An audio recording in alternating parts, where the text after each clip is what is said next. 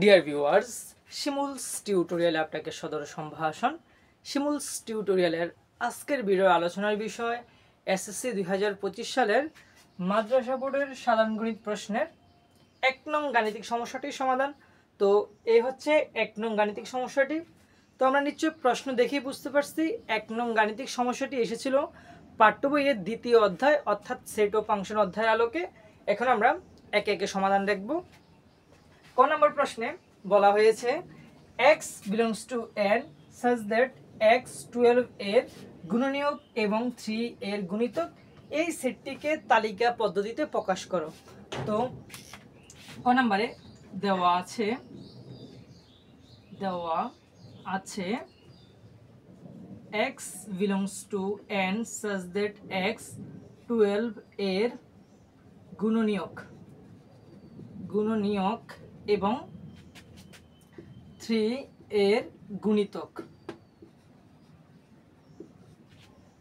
আমরা জানি যদি সেটের মাঝখানে এবং কথাটি থাকে এবং সেক্ষেত্রে আমাদের ইন্টারসেকশন করতে হয়, যদি অথবা কথাটি থাকে সেক্ষেত্রে আমাদের ইউনিয়ন করতে হয়। যেহেতু এ সেটে মাঝখানে এবং কথাটি আছে সুতরাং আমাদের ইন্টারসেকশন করতে হবে। এই এবং এর আগে একটা অংশ পরে একটা অংশ, এই দুইটা অংশকে আমরা আলাদা আলাদা দুইটা সেটে রূপান্তর করে পরবর্তীতে যদি ইন্টারসেকশন করি তাহলে আমরা ক নম্বর প্রশ্নের উত্তর পাবো। তাহলে লিখি, ধরি a equal to x belongs to n such that x 12 এর গুণনীয়ক। তো 12 এর গুণনীয়ক আমরা কিভাবে বের করব? আমরা জানি গুণনীয়ক বের করতে হয় ভাগের মাধ্যমে। তো 12 এটাকে যদি 1 দ্বারা ভাগ দেই 12 আসে, 12কে যদি 2 দ্বারা ভাগ দেই 6 আসে, 12কে যদি 3 দ্বারা ভাগ দেই 4 আসে, 12কে যদি 4 দ্বারা ভাগ দেই 3 আসে। তাহলে অলরেডি যেহেতু এই যেটা দ্বারা ভাগ দিয়েছি সেটা উত্তরে এসে পড়েছে, তার মানে আমাদের ভাগ দেওয়া বন্ধ করে দিতে হবে। তাহলে আমরা এখানে 12 এর গুণনীয়ক হিসেবে কি পাই? 1 পাই, 2 পাই, 3 পাই, 4 পাই, 3 অলরেডি লিখে ফেলেছি, 4 অলরেডি লিখে ফেলেছি, 6 পাই আর হচ্ছে 12 পাই। তাহলে 12 এর গুণনীয়ক 1 2 3 4 6 12। এর পরবর্তী অংশ হচ্ছে এটাকে ধরবো আমরা b, x belongs to n such that x3 এর গুণিতক। তো গুণনীয়ক যেমন আমরা ভাগ করে বের করি, গুণিতক বের করতে হয় গুণ করে। তাহলে 3 এর যেহেতু গুণনীয়ক, 3কে 1 দ্বারা গুণ দিলে 3, 3কে 2 দ্বারা গুণ দিলে 6, 3কে 3 দ্বারা গুণ দিলে 9, 3কে 4 দ্বারা গুণ দিলে 12, 3কে 5 দ্বারা গুণ দিলে 15। তো এভাবেই 3কে যত বেশি গুণ দিতে তত আসতে থাকবে। তাহলে আমরা এটাকে লিখতে পারি 3 একে 3, 6, এই যে 6, 9, 12, 15, এভাবে যত গুণ দিই তত আসতে থাকবে। যেহেতু শুরুতে বলেছিলাম এবং মানে হচ্ছে ইন্টারসেকশন, তাহলে আমরা এখন যদি এ আর বি অর্থাৎ এই অংশটাকে যেহেতু এ ধরেছি এ আর এই অংশটাকে যেহেতু বি ধরেছি বি, এই দুইটাকে যদি ইন্টারসেকশন করি তাহলে আমরা উত্তর পেয়ে যাব।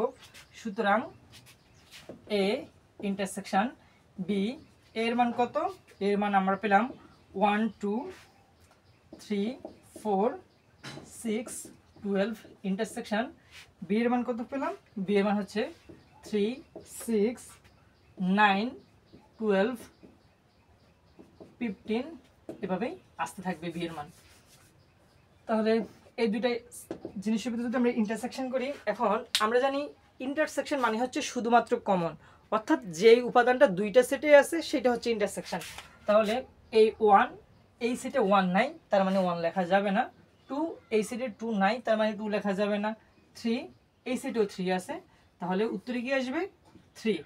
আবার 4 এই সেটে 4 নাই, 4 লেখা যাবে না। 6 এই সেটে 6 আছে, সুতরাং 6 লেখা যাবে। 12 এই সেটে 12 আছে, 12 লেখা যাবে।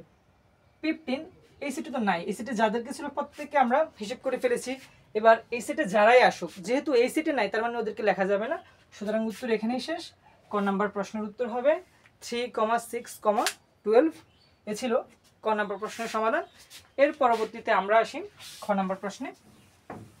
খ নাম্বার প্রশ্নে বলা হয়েছিল যে কে এর কোন মানের জন্য এফ অফ 3 ইকুয়াল টু 0 হবে। তো এই কে এর কোন মানের জন্য এফ অফ 3 ইকুয়াল টু 0 হবে তা নির্ণয় করো। এফ অফ 3 আর এখানে লেখা আছে এফ অফ এক্স, সুতরাং উদ্দীপকের এই অংশের সাথে এই প্রশ্নের মিল আছে, অর্থাৎ এই অংশ থেকেই প্রশ্ন করা হয়েছে। তাহলে খ নম্বরে আমরা লিখতে পারি দেওয়া আছে F of x equal to x cube plus K x square minus 9x minus 36। এখন খুবই সহজ প্রশ্ন, এফ 3 ইকুয়াল টু 0 হবে। প্রশ্ন বলছে কে এর কোন মানের জন্য। এখন একটু খেয়াল করি, এফ এর এফ ঠিক আছে, এক্স এর কাছে কি আসছে 3, এক্স এর জায়গায় 3 আসছে, সুতরাং এই লাইনে আমরা এক্স এর কাছে 3 বসিয়ে দিলে উত্তর পেয়ে যাব। তাহলে 3 এক্স এর পরিবর্তে কি লিখলাম 3, এক্স এর পরিবর্তে লিখলাম 3 আর কিউবের কিউব প্লাস কে এক্স এর পরিবর্তে লিখলাম 3 স্কোয়ারের স্কোয়ার মাইনাস 9 এক্স এর পরিবর্তে লিখলাম 3 মাইনাস 36 ইকুয়াল টু 0। এইটার মান বসিয়েছি সমান সমান সমান সমান 0 0। এখন 3 উপরে কিউব মানে কত 27 প্লাস কে 3 উপরে স্কোয়ার মানে কত 9 মাইনাস 3 9 27 মাইনাস 37। এখন মাইনাস 27 প্লাস 27 কাটাকাটি চলে গেছে, এখানে থাকে কি 9k আর এদিকে থাকে মাইনাস 37 ইকুয়াল টু 0। এখন 9k এই পাশে রেখে মাইনাস 37 সমান সমান এই পাশে মাইনাস আছে, যদি ওই পাশে যায় তাহলে কি হয়ে যাবে প্লাস হয়ে যাবে। এক্ষেত্রে মাইনাস 37 এই পাশে গেছে কি প্লাস 37 হয়ে গেছে, তাহলে k ইকুয়াল টু এই 37 আগে ছিল, যেহেতু আমরা k এর মান বের করব, k এর সাথে 9 কিভাবে আছে গুণাকারে আছে, তাহলে এই পাশে কি জানি ভাগাকারে এসে পড়বে। তাহলে আমরা পাই এখান থেকে যদি আমরা 37কে 9 দ্বারা ভাগ দিই তাহলে পাই কত 4, অর্থাৎ k এর মান 4। এ ছিল খ নম্বর প্রশ্নের উত্তর। প্রশ্নে বলা ছিল কে এর কোন মানের জন্য এফ অফ 3 ইকুয়াল টু 0 হবে। তো আমরা দেখলাম কে এর মান যদি 4 আসে অর্থাৎ 4 আসে, সেক্ষেত্রে এফ অফ 3 ইকুয়াল টু 0 হবে। ক নম্বর ক বের করতে বলছে, খ নম্বরে কে এর মান বের করতে বলছে, তো কে এর মান আমরা বের করলাম।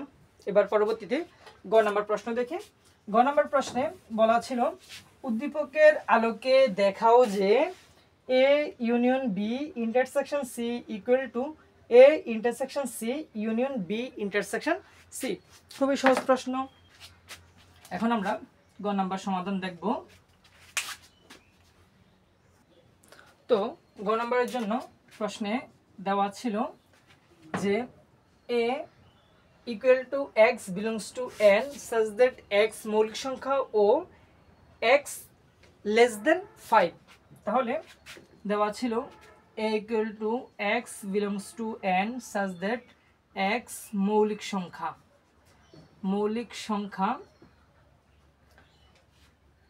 ও এক্স লেস দেন 5। তাহলে এ সেটের সদস্য কারা? এ সেটের সদস্য হচ্ছে এক্স আর এক্স হচ্ছে মৌলিক সংখ্যা। তো মৌলিক সংখ্যা এবং সত্য দিয়েছে এক্স এর মানটা 5 থেকে ছোট, এই যে এক্স এর মানটা 5 থেকে ছোট। তাহলে আমরা এখানে লিখতে পারি মৌলিক সংখ্যা বলতে আমরা জানি 2 3 5 7 11 এরকম 1 থেকে 100টা মৌলিক সংখ্যা আছে। নিশ্চয়ই যেহেতু আমরা সৃজনশীল করতেছি তার মানে অবশ্যই মৌলিক সংখ্যা সম্পর্কে আমাদের ধারণা আছে। তাহলে মৌলিক সংখ্যা হচ্ছে 2 3 5। তবে যেহেতু প্রশ্ন বলছে 5 থেকে ছোট হতে হবে মৌলিক সংখ্যাগুলো, তার মানে 2 আর 3। পরবর্তীতে বি নাম্বারের মান দেওয়া আছে যে বি দেওয়া আছে 3,5 আর সি ইকুয়াল টু দেওয়া আছে 5,7। এই যে মোট 3টে সেট দেওয়া আছে, এখান থেকে এখন আমাদের এই বাম পাশ আর ডান পাশ প্রমাণ করতে হবে। তো শুরুতেই লেফট হ্যান্ড সাইডে দেওয়া আছে A union B intersection C, A union B intersection C. আমরা জানি যদি এরকম প্রমাণ করতে হয় সেক্ষেত্রে আমাদের ব্র্যাকেটের কাজটা আগে করতে হয়। তাহলে ব্র্যাকেট কাজ আমরা আগে করলে শুরুতেই এর মান দরকার আমাদের। এর মান আমরা পেলাম 2,3 ইউনিয়ন বি এর মান পেলাম 3,5 আর ইন্টারসেকশন সি এর কাছে সি থাকুক, যেহেতু আমাদের ব্র্যাকেটের কাজ আগে করতে হবে।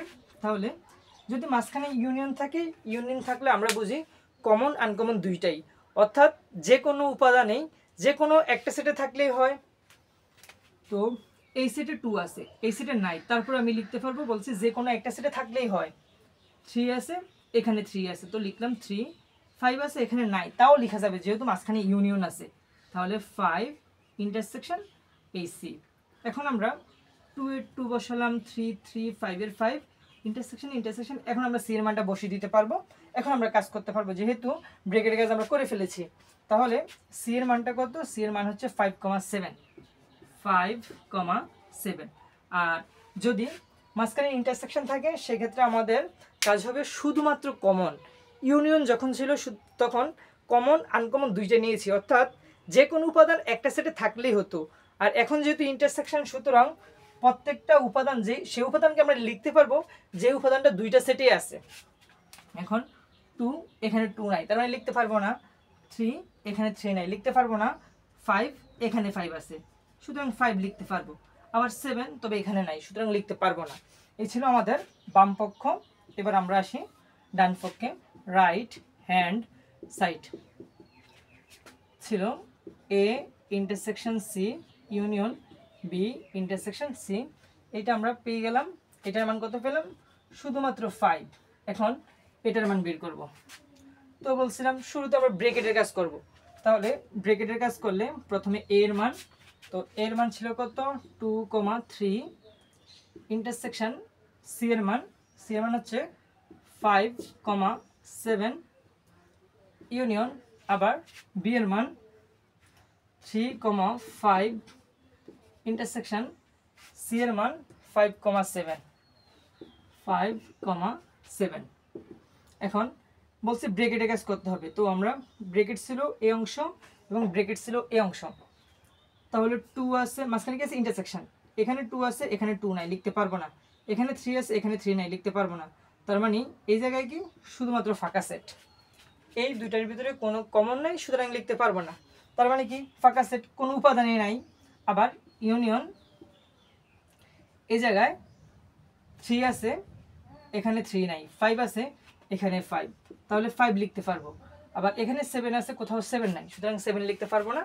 এই অংশের কাজ এতটুকু আর এই অংশের কাজ এতটুকু, এভাবে পেলাম। এখন ফাঁকা সেট আর যদি 5 এর ইউনিয়ন করি সেক্ষেত্রে উত্তর আসবে কত? 5। তো আমাদের বাম পক্ষে ছিল কত? 5 আর ডান পক্ষেও 5, সুতরাং বলাই যায় বাম পক্ষ সমান ডান পক্ষ। সুতরাং left hand side equal to right hand side প্রমাণিত বা দেখানো হলো। প্রশ্ন বলছে দেখাতে, তাহলে দেখানো হলো। সম্পূর্ণ ভিডিওটি দেখার জন্য সকলকে অনেক অনেক ধন্যবাদ। যারা আমার চ্যানেলে নতুন, এখন চ্যানেলটি সাবস্ক্রাইব করুননি, তারা অবশ্যই চ্যানেলটি সাবস্ক্রাইব করবেন এবং পাশে থাকা বেল আইকনটি বাজিয়ে দিবেন। এরকম প্রতিদিন নিত্য নতুন বোর্ড প্রশ্নের সমাধান পেতে আমার চ্যানেলটার দিকে অবশ্যই ফলো রাখবেন। সবাইকে আবারও ধন্যবাদ।